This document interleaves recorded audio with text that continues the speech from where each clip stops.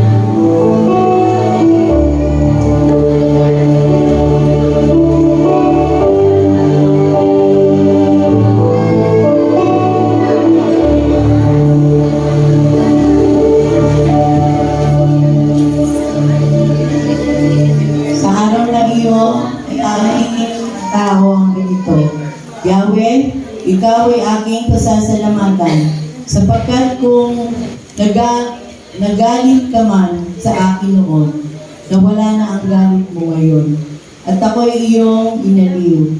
Tunay na ang Diyos ang aking kaligtasan, sa Kanya ako magtitiwala at hindi ako matatakot. Sapagkat ang Panginoong Yahweh ang aking kapangyarihan at kalakasan. Siya ang aking tagapagligtas, malugod kayong sasalok ng tubig sa balon ng kaligtasan. Awitin po natin ang Come and Dwell in Me.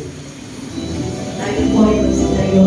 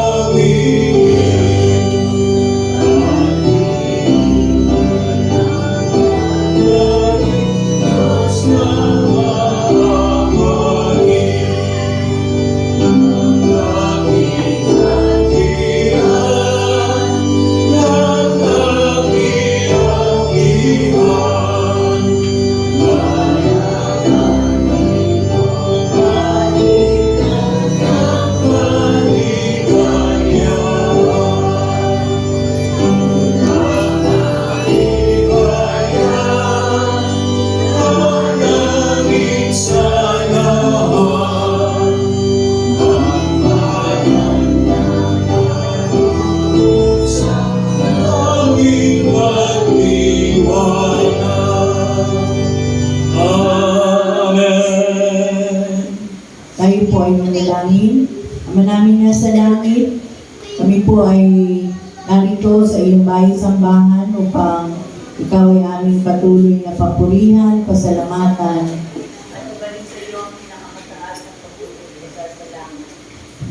Maraming salamat po sa umagang ito na sama-sama kami maglilingkod sa iyo sa araw na ito. Nawa patuloy na ang iyong banal na Espiritu ang siyang manguna at patuloy na ikaw ang aming mabalikan ng pasasalamat. Gayon din po, Panginoon, gabayan mo po ang iyong anak na gagawin upang pagdala ng iyong patuloy namin maipamuhay sa aming pang-araw-araw na buhay.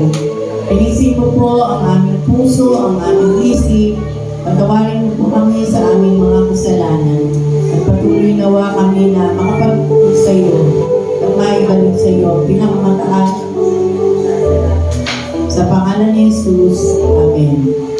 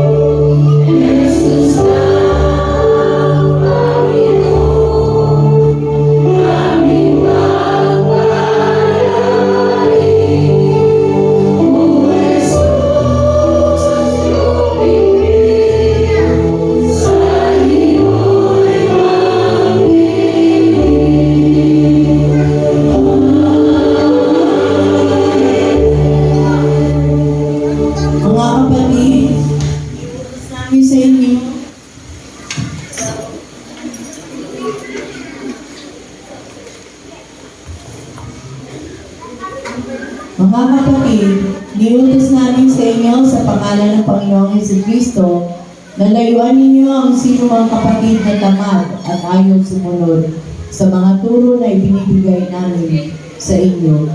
Alam naman ninyo na dapat ninyong tularan ang aming ginawa. Hindi kami naging tamad nang kami kasama pa ninyo. Hindi kami naman ang walang bayan at trabaho kami dahil gabi upang hindi makabigan at kaliluman sa inyo. Ginagawa namin ito hindi dahil sa wala kami karapatan sa inyo puro. Hindi nyo kayo'y bigyan ng halimbawa na dapat tularan. Nang kami ay kasama pa ninyo, ito ang itinuro namin sa inyo. Ang ayaw magtrabaho, hindi dapat kumain. Binanggit namin ito dahil nabalitaan namin may ilan sa inyong ayaw magtrabaho at walang inaatupag kundi ang makialam sa buhay ng may buhay. Sa pangalan ng Panginoon Kristo, may namin iutos sa mga tao ito na sila'y maghanap buhay ng maayos at huwag umasa sa iba. Mga kapatid, huwag kayong magsasawa sa paggawa ng mabuti. Ngayon po ay maririnig natin ang awit ng mga bata.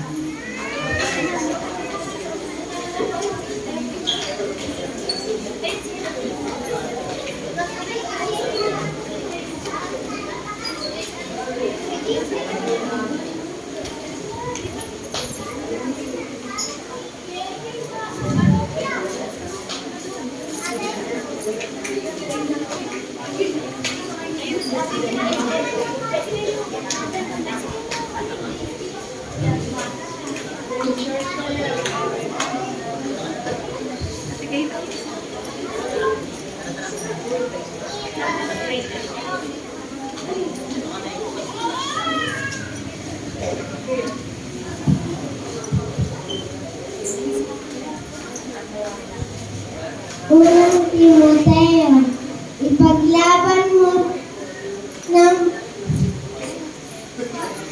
puspusan ang pananampalataya. Unang Timoteo 6 verse 12.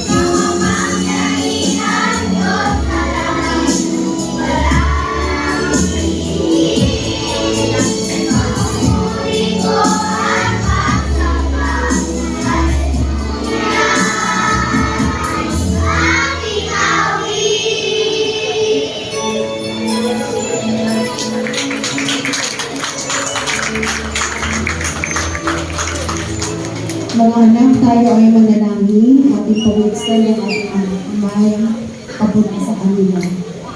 Dakilang Panginoon na makapangyarihan sa lahat. Narinig mo ang tinig ng mga anak na ito, ang nagmula sa kabuturan ng kanilang mga puso, ang kanilang pagbalik sa iyo. Narinig ka, Panginoon, sa kanilang mga buhay. Kung paano napakasaya ng aming mga puso na sila ay aming nakikita, na sila ay umaawit sa iyo, naglilingkod sa iyo, sumasamba sa iyo. Alam namin mas lalo kang higit na naglulukod, nasisiyahan sa kanilang mga buhay.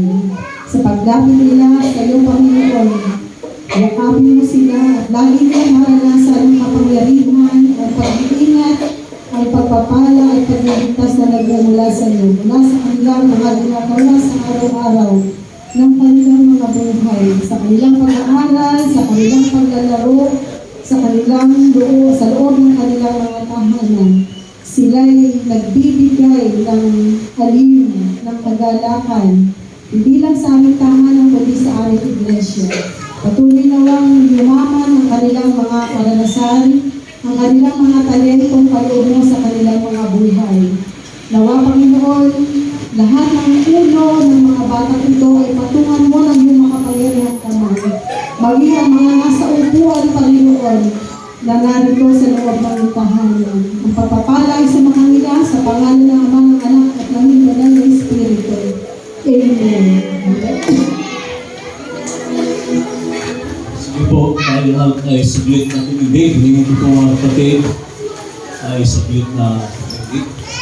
Salamat sa awit mga kapatid. Ito po sa Lucas, sa Malatang 21,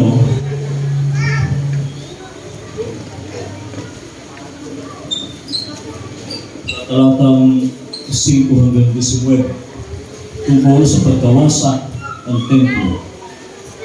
May ilang tao naman nag-uusap tungkol sa templo.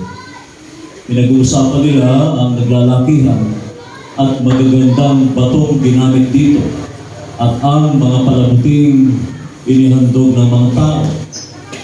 Kaya't sinabi sa kanila ni Jesus, darating ang panahon na ang lahat ng nakikita ninyong yan ay iguguho at walang matitirang magkakapatong na mga bato. Tinanong sila ni Jesus, o tinanong nila si Jesus, Guro, kailan po mangyayari iyon? At ano ang magiging palatandaan iyon ay magaganap na. Sumagot si Jesus, mag-ingat kayo upang hindi kayo mailigaw binuman. Marami ang darating sa aking pangalan at magsasabi, ako ang Kristo, at dumating na ang panahon. Huwag kayong susunod sa kanila. Huwag kayong matatakot kung makabalita man kayo ng mga digmaan at mga himagsikan. Dapat muna mangyari ang mga iyon, subalit hindi kaagad darating ang wakas. At sinabi pa niya, maglalaban-laban ang mga bansa at ang mga kaharian. Magkakaroon ng malalakas na lindol, tagutom, at mga salot sa iba't ibang dako. May lilitaw na mga kakaibang bagay at mga kakilakilako na kababalaghan buhat sa langit. Ngunit bago mangyari ang lahat ng ito, kayo'y dadapin at uusigin. Kayo'y lilitisin sa mga sinagoga at ipabibilanggo. At dahil sa pagsunod ninyo sa akin, isasakdal kayo sa harap ng mga hari at mga gobernador. Iyon ang pagkakataon ninyo upang makapagpatotoo tungkol sa akin. Ipagpasya ninyo na huwag kayong mabahala kung paano ninyo ipagtatanggol ang inyong sarili. Sapagkat bibigyan ko kayo ng pananalita at karunungang hindi kayang tutunan o pagbulaanan ng sinuman sa inyong mga kaaway. Ipagkakanuno kayo kahit ng inyong mga magulang, mga kapatid, mga kamag-anak, at mga kaibigan. At ipapapatay nila ang ilan sa inyo. Kapuputan kayo ng lahat dahil sa akin. Ngunit hindi kayo malalagasan kahit isang hibla ng buhok. Sa inyong pagtitiis ay maililigtas ninyo ang inyong buhay. Pagpalain tayo ng Diyos sa kanyang mga salita.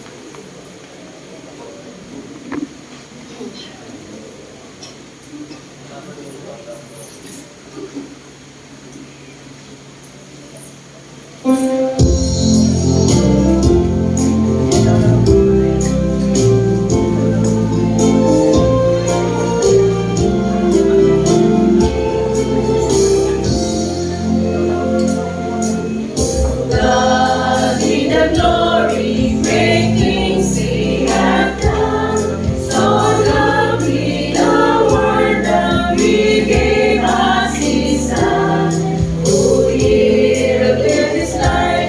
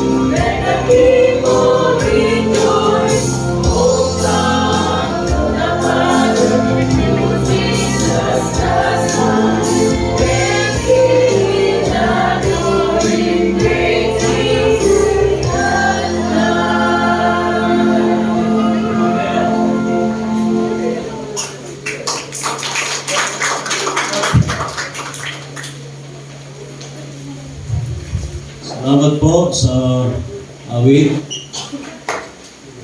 Malapit ko ng igong.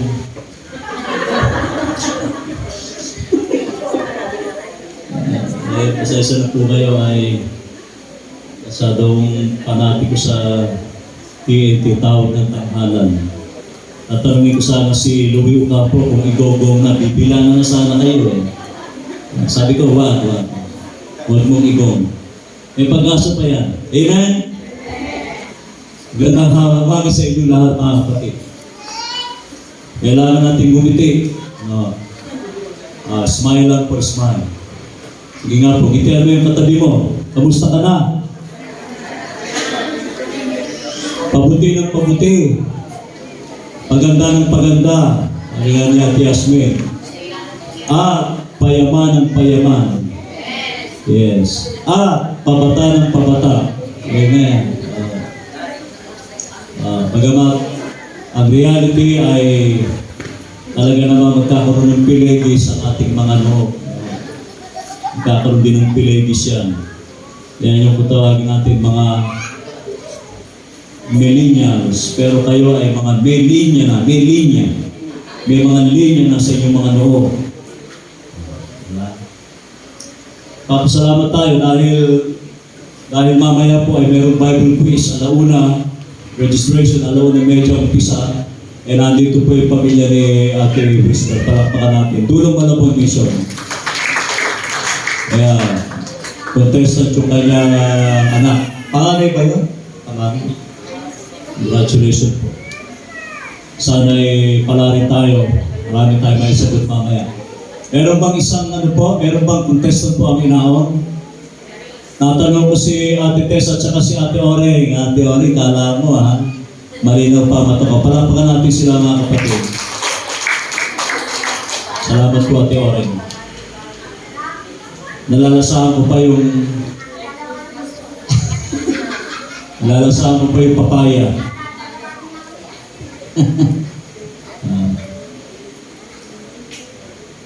At alam natin, halos 2 linggo na lang po ay matatapos na yung buwan ng Nobyembre. 23 at 30 na lamang po. Yung 23 natin ay the reign of Christ. November 23. At ang huling linggo, ang November 23, November 30, Bonifacio Day. At iyan na po ang hudyat. Umpisa ng tinatawag natin first Sunday of Advent. Unang linggo ng Adviento. Kaya, paumalihin dahil sinend ko na rin sa ating mga GC kung sino-sino po ang magsisindi ng mga kandila na yan sa 5 linggo ng Adviento. Pagamat hanggang 21 lamang po. Pero yung 25 ay tinatawag natin Christmas Day. Yung November 30, tinesto na si Kuya Jerry. Sila, yung pamilya niya, kumpleto. Sila ang unang-unang pagsisindi ng kandila ng Adviento. November 30. December 7, si Lucky and Risa. Di ba si Lucky? Si Lucky Char. Lucky Char. Kayo kanya asawa. Okay na? Kinausap ko na kayo kahapon eh. Huwag na kayong matras, Huwag na atras abante. Tinawag ko pa ka naman kayo kahapon, sinadya ko ngayon. Nila yan. At December 14, si kapatid na Teddy and Ate Dorcas. Approve. Okay, approve. Thumbs up siya. Ate Dorcas at si Kuya Teddy. At yung isang anak niya ay si Kumari, si Melissa. Melissa, paki-confirm lang, paki-certify kung paki-confirm lang. Challenge accepted. Challenge accepted. 21 naman po si Kuya Lito at si Ate Dalia ang December 21. At ang Christmas Day at pamilya ni Ate Irene. Anong pangalan ng asawa mo? Siyempre, nakakalimot na ba si Kuya Pogi? Pogi, Kuya Ogi pala. Pina lang ang kulang. Pogi na. Okay. Tapos, napagod ka ba kagabi? Kapatid. Gusto ko lamang na kahit bahagya ay mapalitan ng dahil ngayon po ay linggo, Sunday ngayon, at alam naman natin na yung linggo ay talagang panahon ng ating pakikipagdig sa Diyos. Amen ba ron? Ano mo? At bagamat yung ating pagbasa rin ngayong umaga, tinatawag, the end is near. Parang kanta to ng My Way. The end. Yeah. My Way ba yun? Hindi. The end is near. And so, the final curtain. Ayoko kantahin niya mga kapatid. Hindi ko lang kung totoo yun. Pag kinantaro yung My Way ay kandidato ka na. Kandidato ka na. Maaaring hindi ka na, sabi ni FPJ ay hindi ka na sikatan ng aral. Nasikatan ng aral. Ang kapatid,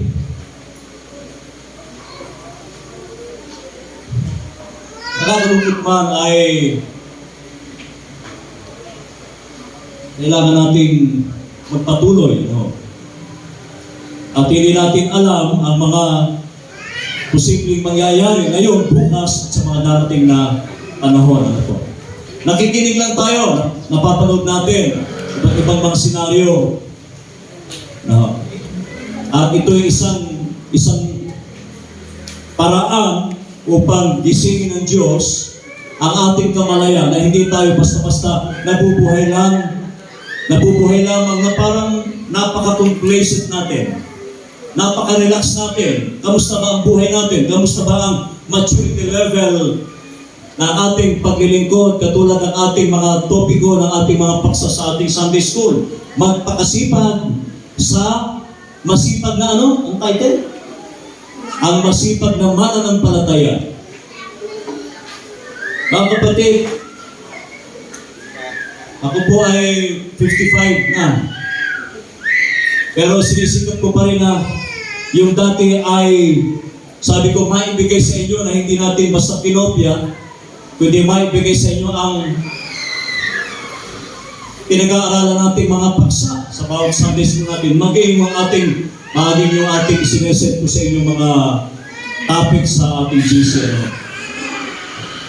Hindi po madali, pero sabi ko nga, maaaring pwede ka pang gumawa. Madali lang. Talagang tututukan mo lang. No, madaling gumawa.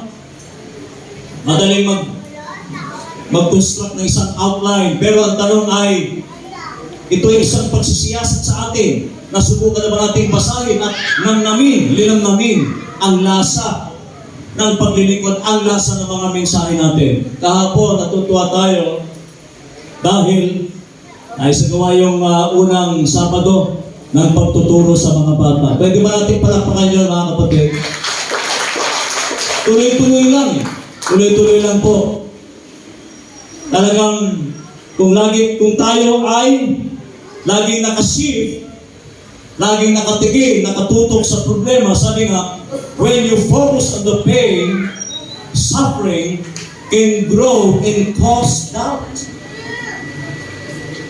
Nawawalan na tayo ng kumpiyansa dahil ang intention natin, ang mata natin, ang atensyon natin, ang puso natin, ang isip natin ay lagi na lamang nakasentro sa problema. By shifting your focus to God, sabi nga, you diminish the impact of your problems and build confidence in Him. Lagi tayong nakatutok sa Kanya. Ano, sino ba walang problema? Kayo lang ba? Problema rin kami. Lahat tayo. Lahat tayo. Kaya kung meron mang nagdadala dito ng bigat, sabi nga nung aming mentoring, dapat to yung kabigatan ay hindi lang sa amin nakaatan. Hindi lamang kami ang nakakaramdam ng kabigatan. Kahapon ay salamat sa mga nagtulong-tulong, mayaf, kababaihan, si nakita ko dyan. Nandiyan ko makapon natin ron. Ala, si ate, ito ba, Madam Donya? Nandito ka makapon? May mayap ako nakita, nabuhay si Letlen, no? Dishwasher silang hapon. Kanya-kanya lang po talagang ano. Ang bag, kanya-kanyang tulong. Di ba? Na hindi tayo basta nagmumukmuk lang sa loob ng bahay at hinihintay ang pagdating, kailangan din kumikilos tayo, kailangan din may pagkulan. Kaya nga sabi, yung tamad, huwag mong pakanin. Pag tamad, talaga naman, kahit ako po, galit ako sa tamad eh. Sa lahat po ng destino namin, nagtataka yung mga anak namin, lahat na lang ng destino natin, may nakalagay na, bawal ang tamad. Pagpasok ko sa pinto, nag-print ako ng mukha ng chimpanzee, nakagana. Bawal ang nakasimango. Lahat na lang, ay nakapost. Bawal ang tamad, bawal ang nakasimango. Bawal ang sumisigaw sa bahay. Bawal ang maingay. Marami akong bawal. Ano? Kabiray kang pasok. Ang dami naman bawal nito. Nakakainis na. Ang daming bawal. Di po ba? Pero yun ang katotohanan, mga kapatid. Ano? Marahil, ilang taon, ginugol, magagaling ng mga inhinyero, arkitekto, para maitayo yung templo. Na mga kapatid, hindi po substandard yun. Mahuhusay. Sa panahon ni Moses, mahuhusay ang kanilang mga inhinyero. May mga square root na. May mga computation na po, mahuhusay. Pero ang tanong, sa kabila ng napakagagandang palamuti, sa kabila ng mga magagarang tahanan bahay, kusali, yung sabi nila, yung dating hindi binabaha, pero ngayon ay binabaha na. Nung nandun po kami sa danga, tapat mismo ng Masconian Church, hindi na po sila nawawala ng bahay. Ang gaganda ng bahay, ang gaganda ng hanap buhay nila, ang gaganda rin ng sasakyan. Pero ngayon, pag pinuntahan po yung lugar ng kalupit sa danga, mga kapatid, sasabihin nyo sa sarili nyo, mas mapalad pa pala ako. Mas maswerte ko hindi dahil natutuwa tayo, dahil gano'n ang kinasadlakan at sitwasyon nila ngayon. Kung hindi, tumingin ka, manalali ka. Diba? Sino nga ba ang hindi magnanais? Kahit sino sa atin gusto magkaroon ng magandang bahay, magandang bahay. Milyones. Wala naman ako magandang bahay. Napuntahan ni Ate Aimee yan, ni Ate Dorcas. Ganun lang din ang bahay ko, rough pa din. Mahalaga sa amin, may bubog, may siya, may tubig, may kuryente. Tapos ang usapan, hindi na kailangan na may pamasi-masi na pang nalalaman. Hindi na kailangan may papinto-pintura pang nalalaman. Wala pa rin kisa ngayon. Ang kisa nila, kwarto namin at tumalit sa kanong aking nanay. Pero, subukan yung pumunta. Mas magagara po ang bahay ninyo, mga kapatid. Mas magagara. Pero sabi ng verse 6, darating ang panahon na ang lahat na nakikita nyo yan. Hindi lang bahay ang tinutukoy. Ano man meron tayong ari-arian ngayon.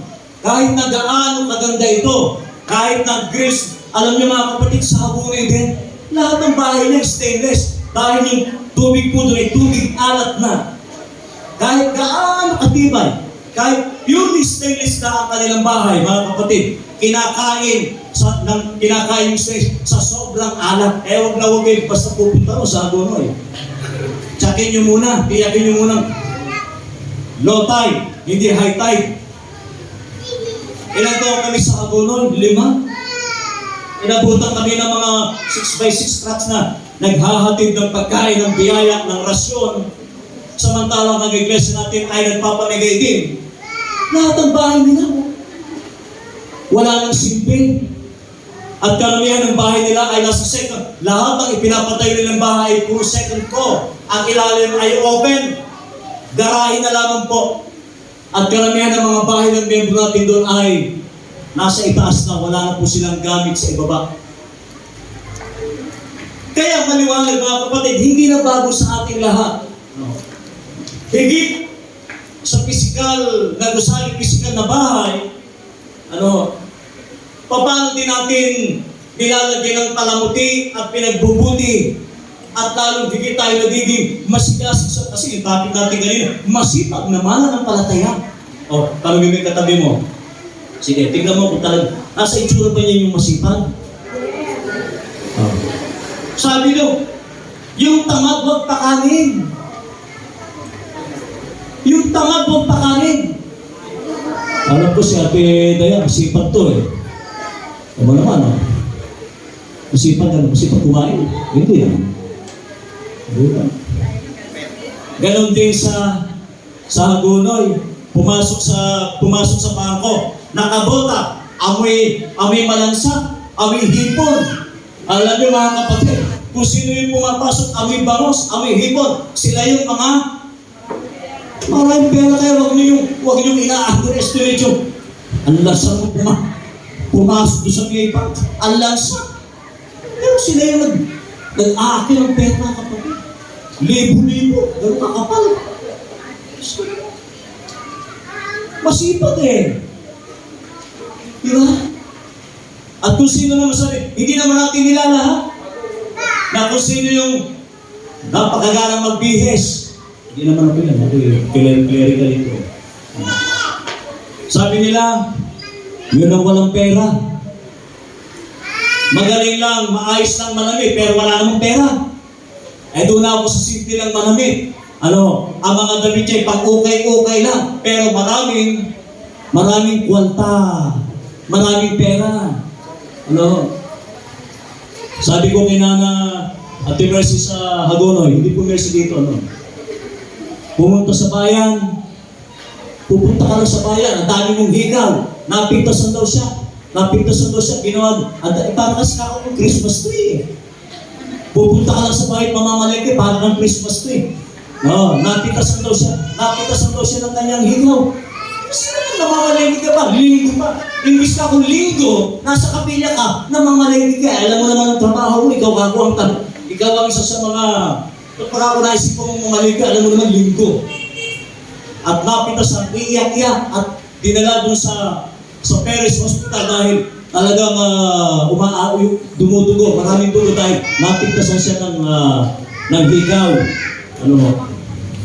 Diba? Nadarating ang panahon, mga kapatid, sabi nga, na ang lahat ng nakikita niyong yan ay iguguho, maglalaho, mawawala, at walang matitirang magkakapatong na mga bato. Lahat po, hindi talaga natin madadala yan. Mga kapatid, hindi natin madadala yan. Kaya ayaw ko magpaganda ng bahay. Hindi naman kakasya sa taon ko yun eh. Nakakasya. Papaganda ako na. Kaya sabi ko sa mga anak ko, tumigil kayo, pag-aawayin niyo pa yan eh. May akin lang eh, sa akin naman ang pangalan. O di, ang dadali ko na lang titulo, pag-awayin niyo yung bahay. Dali ko yung titulo. Sama ko sa taon ko. Sa akin titulo eh. Sa akin ang pangalan eh.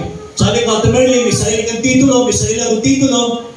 Dali mo yung titulo mo. Diba? Dali mo yung titulo ko. Kanya-kanya tayong titulo.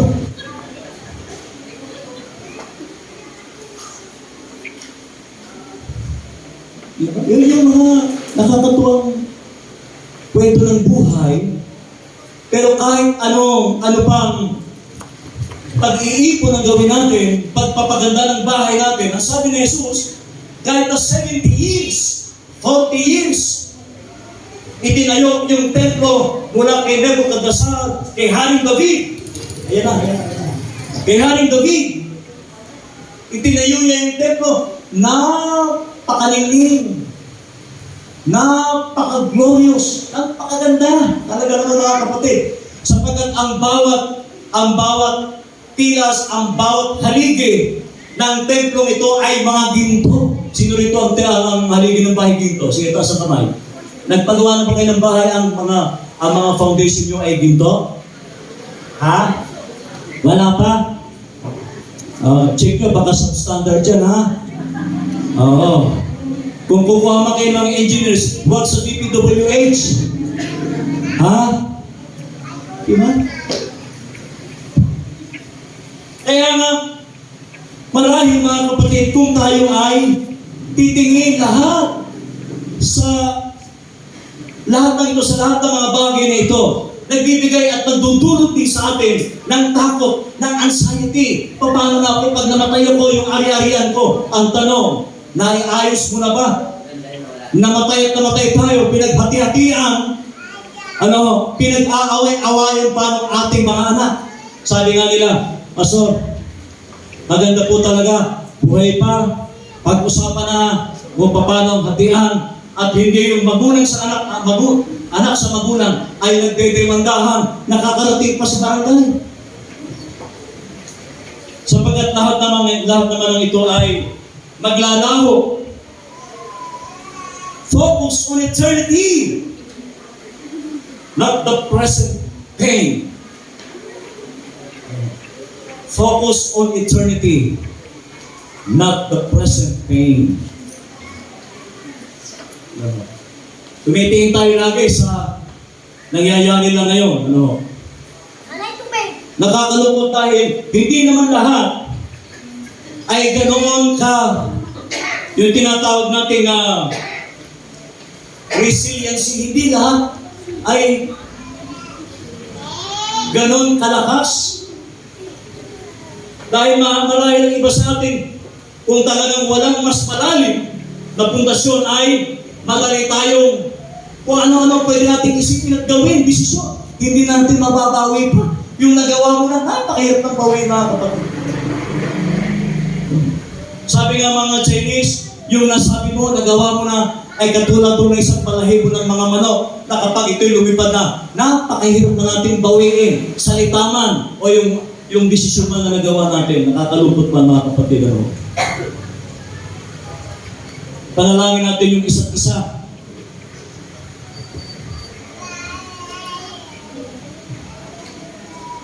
Ang iyon yung mangyayari sa atin sa panahon ngayon. Mga kahirapan at pag-uusig na darating. Ano kung mahirap ako? Ano kung ito lang ang trabaho ko, ito lang ang sweldo ko sa loob ng isang buwan? Kung kami mahanap ng malaking sweldo mga kapatid, matagal ko na iniwan ng ministeryo ito. Hindi talaga sa sweldo lang. Hindi pera-pera lang. Pinag-usap ko namin isang miyembro yun. Pag nabayaran mo na, wala na. Tatalikuran ka na. Bayad ka na eh. Ganun talaga ang buhay, mga kapatid. Pera-pera lang. Kaya sabi ko po doon sa yung mga members natin na abogado, si Kuya Samson, talagang legal counsel lang sila. Magbibigay sila ng mga payo. Pero hindi involved ang pera. Tutulungan kanila. At kailangan na talagang lumapit tayo. Hindi sabi nga, huwag tayong palilin lang. Huwag tayong palilin lang. Mag-ingat kayo upang hindi kayo mahiligaw ni lumang. Hindi dahil nakakurbata eh. Masyado ka lang tiwala kung nakakurbata. Hindi lang, ako nagkukurbata. Nagkiklerika lang ako. Hindi lahat na maayos ang mukha, guwapo, maganda. Hindi lahat. Ito sinasabi nila ay katiwa-tiwala. Tingnan mo yung katabi mo, mukha mo mapagkakatiwalaan yan. Sa pera, sa kung ano man, di ba? Hindi lahat ng may itsura ay mapagkakatiwalaan. Tumingin lang kayo sa atin. Yan ang tunay na nagsasabi nito. Mag-ingat tayo sa panahon ito sapagkat maraming darating sa aking pangalan. Ako ang Kristo. Yung pag-aaral natin ay hindi lamang tungkol sa revelation, mga kapatid. Huwag tayo masyadong padalos-dalos. Ituro mo nga sa amin pa sa revelation. Nandun nga agad sa ending. Ang tanong, nagagawa ko na ba yung mga basic principles na dapat gawin ng isang mananampalataya? Pupunta ka agad sa revelation. Wala pa doon ang usapin. Ang usapin ay yung ngayon. Kamusta nga ang pagiging masigasig natin mananampalataya? Hindi natatapos lamang sa magulang. Maipapasa sa ating mga anak. Nakakalungkot mga kapatid. May mga iglesia tayo na sabi nila na hindi nakapagpadala ng contestant ko sa Bible quiz. Hindi ako magpadala. Bakit? At ang evaluasyon ng iba ay masyado rin nakafocus sa eskwelahan, sa mga projects, sa mga requirements. Bakit? Sapagkat ito ang isa sa pinakamahalagang bahagi ng kanilang buhay na pagdating ng panahon kung dumating ang pag-uusig ng magulang sa anak. Imagine mga kapatid, lalo na pagdating sa lupa, wala pong kamag-anak dyan. Walang dugo-dugo. Ano sabi na Tony Fergal? Nasa uni at Nene, Pastor, pwede ba kung magdadala ka dito ng problema, huwag yung usapin sa lupa. Back off ako dyan, back off. Magdala ka na sa akin ng ibang issue, huwag lang tungkol sa lupa. Dahil tungkol sa lupa, usapin, pamilya, wala akong magagawa dyan. Sila lang din mismo makakaresolve niyan. O abogado ko, inaamin ko na. Ayaw ko ng issue na yan. Magalit pa kayo mga paso sa akin, magalit pa kayo mga miyembro sa akin. Pero kailangan yung lupa, ayoko, back off ako dyan. Sapagkat pamilya lang ang makakaresolve ng problema yan, mga kapatid. Mag-ingat kayo upang hindi kayo mailigaw. Hindi ba tayo nababahala, mga kapatid? Nagkakalindol na. Ay, lumindol? Ano lakas lumindol? Lumindol na. Ay, kamusta ka? Kamusta ka ba sa iglesia? Kamusta ba yung ating paghahanda? Lumilindol na nga. Sunod-sunod pa mo yan. Pinigay ako po sa inyo. Hindi dahil ako yung nagpipredict. Pero sabi dito, darating ang panahon, sunod-sunod na paglindol, kagutuman. Diba? Nasubukan niyo na bang magutom? Tignan mo yung katabi mo kung nagugutom yan. O laging busog. Ha? Hindi halata? Kaya po ako nagkasawa ng ganyan ng size. Medium half. Large XXL ka ba? Ay, mga kapatid. Kahit ibig ko pakanin yan ng almusal at ang halihan, hindi halata. At ang tawag ko ay low maintenance. Diba? Parang aso na rin. Kaya mga aso low maintenance, di ba teore?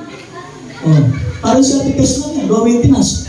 Ate Ore, magpataba ka. Ate Tess. Ate Ore. Darating ang mga salot na ito, pero ngayon, tanong ko, pero ngayon kung dumating, talagang dadating yun, huwag mong pakialaman yun. Ang pakialaman natin, yung sarili natin. Tama? Ang pagbutihin natin, yung ating paglilingkod. Nanay mo lang sumisipa, ikaw naman ay hindi. Pinipilit ko pa. Diba? Yung nanay mo talaga namang nandito lagi. Yung mga organisasyon po natin. Kumustahin natin? Magpakasipag na tayo sa paglilingkod, mga kapatid. Yung mga lindol-lindol, hindi po bago sa akin yan. Lalo sa aming mga pastors, hindi po bago yan. Pinitiya ko po sa inyo, darating at darating pa ang maraming paglindol, kagutuman at salot. Dito sa sanlibutan. Marami po pong darating yan. Pinitiya ko po sa inyo. Huwag niyo sabihin, Pastor, dapat nga nire-review. Nire-review ka dyan.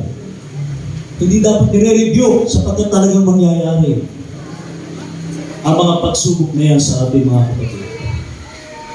Sabi dito, kahit ang mga mahal natin sa buhay, ilang Sundays tayo, pinag-usapan natin tungkol sa household.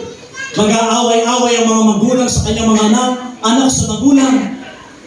Kahit ang pera ni Sakeo, isinupo niya.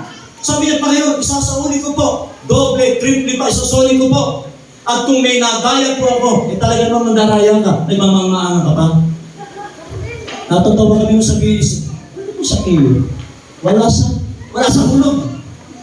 Ano naman si mandaraya At kung may nadaya po sana ako, alam mo na mandaraya kami at kung talagang Sakeo ko, wala rin sa hulog Di ba? Nandaya ka na nga At kung pa, nagmamaang-maangan ka pa, may dinaya ka, may kinupit ka. Pero ang totoo naman talagang ay, kupitera. Kapoplotan tayo ng lahat dahil sa atin. Nakwento ni Ate Lalo ng isang araw, yung ating RI, yung ating religious instruction sa school. May challenge sa atin. At ang challenge ay, bakit daw namin inaagawan ng classroom? Diba? May challenge yan eh. Kapuputan tayo talagang may magagalit sa atin. Eh kung tayo ay nakikinig lang doon sa sinasabi nila, tayo ay nang-aagaw ng pwesto. Inaagawan natin sila ng pwesto dahil nung una lang daw ay nasa labas lang sila. Tayo, nandun na kung sino yung ating, yun ang ating turuan. Pero yung nakarating na balita, kinumpronta sila. Tama? Kinumpronta kayo na inaagawan natin sila ng pwesto ng classroom. Eh kung gano'n na nangyari, ibig sabihin ba, tigil na yung RI na yan. Talaga po gano'n, kasama yun eh. Kaya ko naman kahit na gano'n ang trato sa atin, nginingitihan pala natin sila. Ay mga mami, Nani, gusto po kayo, good morning po. Talaga naman ang gigigil ako. Abot ang ngiti ko. Masakit na ngalangan ako ng kangingiti. Kahit na ilang sinusuli sa atin, niyayanig tayo, nililindog tayo. Ano? Kahit naniniti ako, pagka tumingin mo sa'yo, wala na. Parang walang nakita. Yun ba yun? Diba? Sila nga ba talaga ang makakatuwang natin? Ano nga ba ang estado nila? Sa usapin bilang mga maglilingkod. Ngunit hindi kayo malalagasan kahit isang hibla ng buhok. Ano kaya ang ibig sabihin ng mga kapatid? Nasubukan niya ba nagkaroon ng hair fall? Ano ba ginagamit yung panting? Sunsilk? May mga hair fall kayo? Hindi daw, kahit yung isang hibla ng buhok, ay hindi tayo. Napaka-figurative naman ng sinabi ni Lucas. Pag sinabing figurative ay masyado namang mabulaklak. Pinagaganda lang yan. Napaka-figurative nito. Ay na po, Dr. Lucas. Ibig sabihin lamang, hindi tayo basta-basta nayayanig, nalilindol, nababahala at nababalisa, sapagkat ang sabi niya, sa inyong pagtitiis ay maliligtas ninyo ang inyong buhay. Tenacity. Mga kapatid, pagtiis lang tayo, pagtitiis. Wala namang ayawan. Lalo na sa kalalaki, walang ayawan. Kung 4, 5 lang tayo, walang ayawan talagang ganun. Doon sa mga kalalakihan, talagang lilibutin pa natin sila. Kung tayo dito, hindi sila nakasama wala na. So sa ibang lugar naman, kaya schedule tayo sa kanila, ang mahalaga po ay nagpapatuloy tayo, nakakasama namin tayo. Amen? Sabi nga, sa huli, sa inyong pagtitiis, ay maililigtas ninyo ang inyong buhay. Concentrate on God's presence, not your weakness. Amen? Focus. Lamang kayo sa Diyos. At sa kabila nun ay paalalahanan yung mga nagtatamad-tamaran. Iba naman kasi yung talagang mababaw pa, hindi pa ganun kalalim. Yung mga nagtatamad-tamaran sa paglilingkod. Bawal ang tamad. Ako, ganito ko sa tamad, yung tanging ng buhay. Meron naman klase ng tamad, nakagraduate ng lahat. Ayaw pa rin maghanap ng trabaho. At nung magkaroon na ng trabaho, sabi niya, Nay, konting tipid naman sa tubig. Ay, binungi ko, wala kang trabaho, kung makagamit ka ng wifi kung makagamit ka ng tubig, kuryente. Pero kung ikaw lang yung trabaho, Nay, konting tipid naman sa sabon, konting tipid naman sa shampoo. Bakit ubus na yung ganito? Demanding, no? Nakakainis. Nung ikaw ay walang trabaho, nagsalita pa si Nanay Dayan? Nagsalita pa si Nanay Ro? Nagsalita pa si Nanay Neneng? Nagsalita pa si Nanay LB? Nung ikaw ay, tambay lang, inom dito, inom doon. Pero nung makatrabaho ko na, sabi ng isang anak, Nay! May trabaho na po ako. Nanaginip po ako, may trabaho na po ako. Ba't tuntuhan yung nanay? Tuntuhan. Anak, bumalik ka sa higaan. At managinip ka ulit, baka sumweldo ka na. Loko ka na. Diba? Na kahit sa isang bisikleta lamang, ako na, gusto magka-bisikleta naman ako, sige. Magka-tricycle, sige. Personal gamit sa sige. Sabi ng isang bata,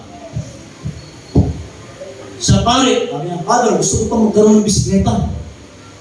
Nagkaroon siya ng bisikleta. Tuwan-tuwa yung bata. At nung dadali niya, papunta siya sa church, hindi niya alam kung saan niya ipaparada, itatali yung kanyang bisikleta. At nakita siya ng pare, sabi niya, na, parang gulong-gulo ka. Yung malamok sa milalang yung bisikleta, lagay mo lang dyan yan, sabi ng pare, at babantayan niya ng banal na espiritu.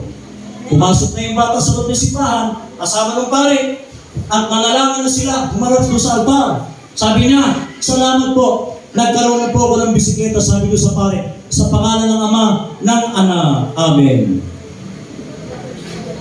Sabi ng pare, bakit wala yung banal na espiritu? Nandun po kasi sa labas, sabi ko po, pagbantayin ko nasa labas po ng simbahan, nagbabantay ng aking bisikleta. Loko talaga Diba?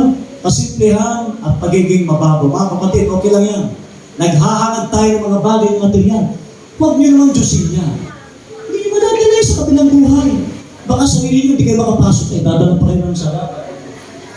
Kailangan ang masiguro natin, tayo mismo ay makakapasok doon. At ang itatanong ni Jesus ng Diyos, ni Pedro, kamusta ka ba sa lupa? Kamusta ka ba sa magulang mo? Habigat ka ba sa magulang mo? Masipag ka ba? Hindi ka ba tamad sa paglilingkod? Diba? Iyan ang itatanong ni paring Apostol Pedro. Amen? Kahit ano man itong mga kaguluhan na ito sa buhay natin, mga kapatid, tulungan din natin ipanalangin ng isa't isa.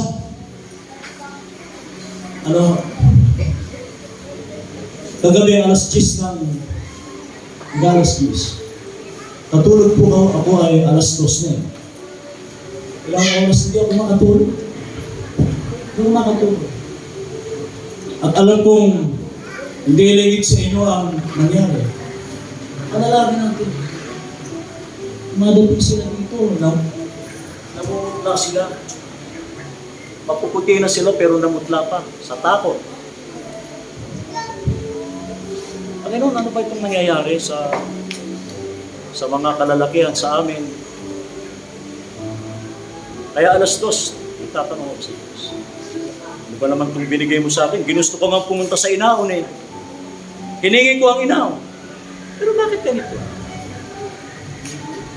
Hanggang alas 2 po kami dito, nagtatanong ako.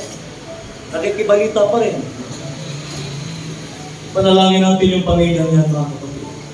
Alam kong isa yan sa mga pagtitiis at kabalisahan na darating sa atin. Subalit sabi nga, kahit anong mangyari, hindi tayo malalagasan ng kahit isang hibla ng buhok. Sa iyong pagtitiis ay may liligtas ninyo ang inyong buhay. Amen? Pagtiis na tayo. Patuloy na tayo, mga kapatid. Nakikiusap ako. Huwag na tayo tatamad-tamad sa paglilingkod. Pinitiro po sa inyo. Sabi nga the end is near. Gaano kalapit? Nasa pinto na ba? 1 metro lang ba ang layo na? Mula sa pintuan para makapasok sa Jesus. Basta sabi, malapit na. Huwag tayong nagmamarunong. O sasabihin natin, next year, dadating na yun. Huwag tayong mas marunong pa sa Kanya. Basta malapit na.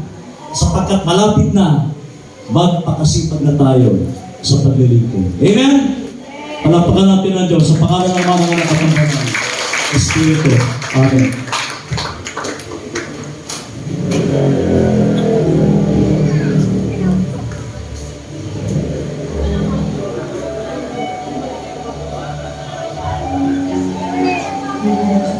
Paalam naman sa ating lahat.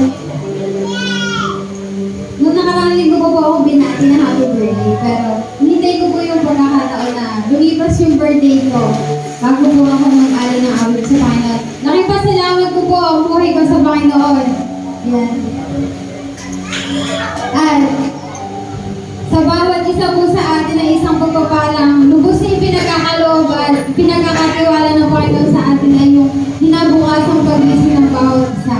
Kasi kapatid, hindi mo mararamdaman ang pagpapala ng Panginoon ay kung ikaw ay wala na. Kaya ang patotoo ko po ay yung buhay ko mismo. At sana po, itong awitin po na handa ko ay hindi lang po mula sa akin, kundi mula din po sa inyo.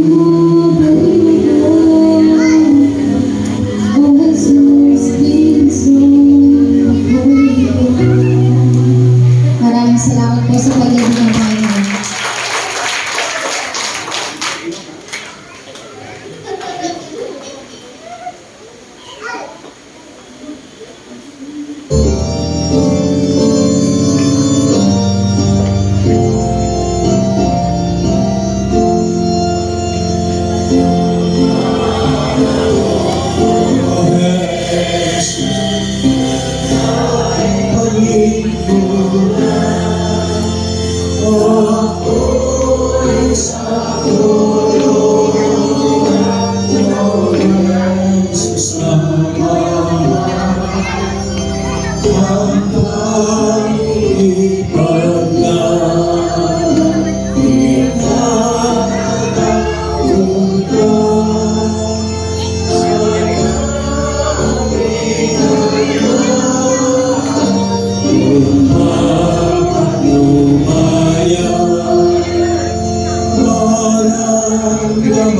Kung langit malapit ka sa'kin, sa libutan ay sulupin, tukso'y walang tingin.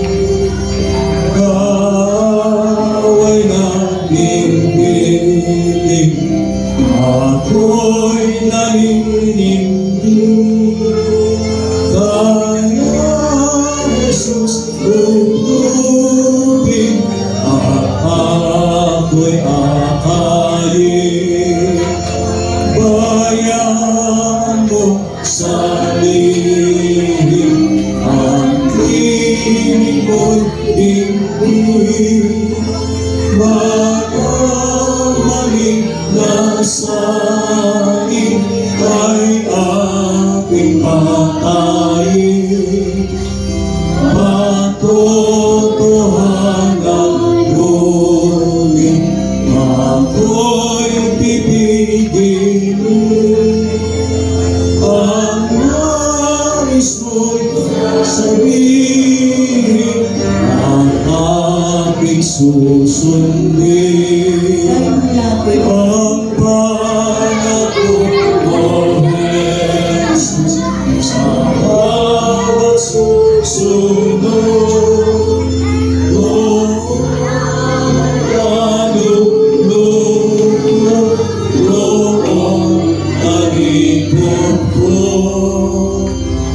Ako'y isang nangako, sa'yo'y paglilingkod.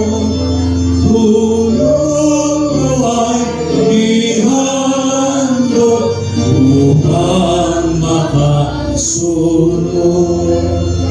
Dakilang Diyos, salamat po muli sa araw na ito. Tuloy namin sinika. Ang araw na ito ay samahan ka, magpakita sa iyo ang inyong presensya na kasama namin ngayon. Alam namin na sa panahon ito ay maraming kaguluhan, hindi lamang sa pamahalaan, hindi lamang sa gobyerno, hindi lamang sa iba't ibang mga usapin na naririnig at nakikita namin sa social media, maging ang pagsubaybay namin sa aming mga anak. Sila yung mas malapit sa amin na dapat naming bantayan, turuan mabuti, hindi lamang sa husay ng teknolohiya, hindi lamang sa husay ng gadgets, kundi turuan namin lumalim pa sila sa iyong mga salita. At tulad po ng every Saturday na gagawin na ngayon Children's Ministry dito sa Inaong, hindi po biro ang hatid sundo at sakripisyo ito. Tulungan mo kami, dakilang Diyos, na palagian makatalaga ng aming sarili sa ganitong mundo namin ng paglilingkod. Hindi po bago ito, matagal na po ito. Marahil nariyan lang sila, nagbubulag-bulagan kami, nagbibigay-bigayan kami, patay-malisa lang kami, pero ito yung magliligtas po sa amin pagdating ng takdang panahon.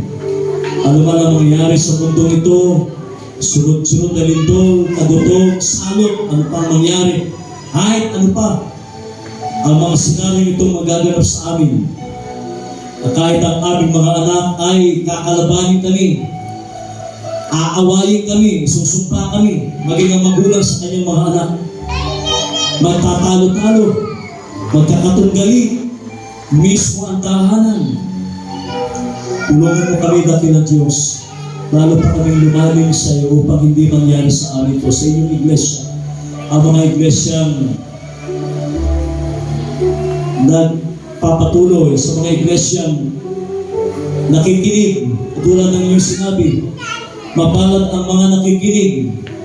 Ibig sabihin, huwag kami magbigay-pilihan. Makinig kami. Isa puso namin ang mga aral mo sa buhay namin, sapagkat pagdating pala ng panahon, ito pala yung sasagip sa amin. Marahil, maraming pagtutunggali sa aming damdamin, pagtutol. Bakit naman namin ginagawa ito? Napakasipag naman namin. Lagi na lang may gawain. Ang totoo na marami kaming sinasabi. Pero wala naman kaming ginagawa para sa aming sarili. Nagtatrabaho lang ang aming mga bibig, pero hindi nagtatrabaho ang aming buhay spiritual.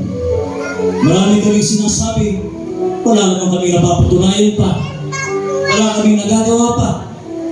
Kailangan patuloy kaming humayo pa, maglingkod sa aming kapitbahay, sa aming mga kapwa. Mahalin namin sila ng buong puso, katulad ng pagmamahal namin sa aming sarili. Ituloy namin silang inyong mga imahe na inyong kawangis. Hindi po sila iba sa amin. Gusto rin namin silang maligtas, magkasama-sama kami sa kabilang buhay, Panginoon. Kahit ano bang mga tagutom, salot, lindol na siyang darating pa sa mga darating na taon, na panahon, nakahanda kami, matatag kami. Hindi kami matitigatig, hindi kami matitina, sapagkat pinalalalim, napakalalim pa ng pundasyon ng aming paglilingkod. Lahat ng aming pinagsisikapan dito sa lupa, malulusaw pong lahat yan. Hindi po kakasya sa langit, hindi po tatanggapin sa langit, sapagkat ang tatanggapin sa langit ay ang aming espiritu na naglingkod dito. Bawal na po ang physical doon. Bawal na po ang magagandang bahay na tinayo dito sa lupa, sapagkat ang tahanan namin doon ay inyong tinayo, Panginoon. Salamat po sa buong linggo, pag-iingat, pagpapala sa aming mga mansabuhay na nasa ibayong dagat. Marami nang ibig pauwi dito sa Pilipinas, magpapasko. Dalangin po namin ang kaligtasan ng pag-uwi nila, ang inyong pag-iingat sa mga OFWs na uuwi ng New Year, ng Christmas, para makasama ang kanilang mahal sa buhay. Salamat po. Nawa, nandun din ang kadigatan sa aming puso para sa ilan sa aming kalalakihan. Patuloy namin idalangin sila, damayan sila, pag-aanin ang kanilang nararamdaman. Hindi para sila'y sermonan. Nawa naman, pag kami dumadalaw, huwag naman kaming naninermon. Nandun kami para magpalakas, ipanalangin. Hindi para mag-sermon na parang obispo. Hindi para mag-sermon na parang pastor. Dumamay, samahan sila at ipanalangin. Huwag kaming naninermon sa panahon ng pagdalaw. Salamat po muli, dakilang Diyos. Ito po ang aming samantalangin sa makapangyarihang pangalan ni Jesus. Amen.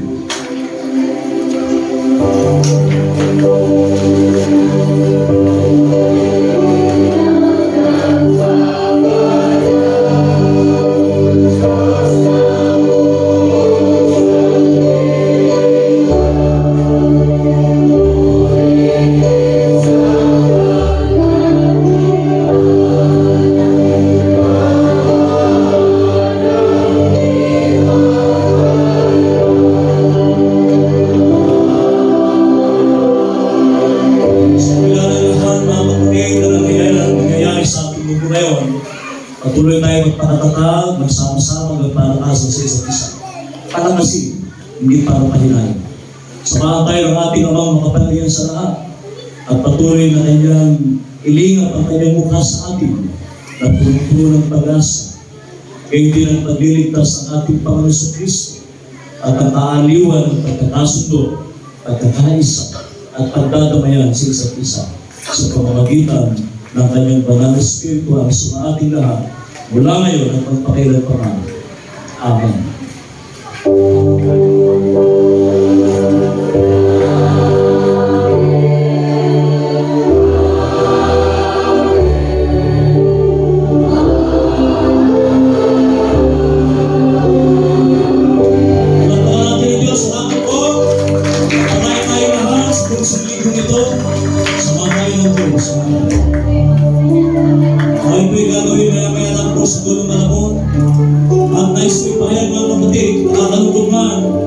Ang anak ni Pastor San Pedro, yung pangalawang anak niya God United Methodist Church. Mamaya po, after Bible quiz, ang mga workers natin ay pupunta ron at dumamay. Ang mga workers na sa aming business superintendent. Pero malaya din tayo kung sino gusto dumalaw sa ating dito mga kapatid. Na namatay sa aksidente. Samahan natin sila at tayo manalangin para sa bayan nito. Salamat po. Mag-usap-usap na lang po kung sino ang pupunta doon sa